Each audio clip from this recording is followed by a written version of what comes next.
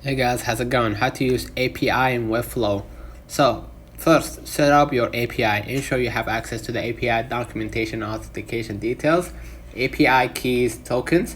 In Webflow Designer, go to the project settings, custom code, paste your Java code to handle API requests into the head code or footer code sections, and then fetch data from the API. Use JavaScript fetch or XMLHTTP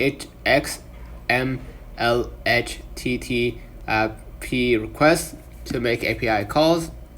And then what you're gonna do, you update the Webflow content and use JavaScript to manipulate DOM and update your Webflow elements with the API data, and then preview your site to ensure the API integration works correctly. Make necessary adjustments and then publish your site. Using APIs in Webflow allows you to dynamically fetch and display data, extending the functionality of your site beyond Webflow's native capabilities. So let me know in the comments if this video helped you. Don't forget to like and subscribe, turn on the notification bell to receive every video we upload.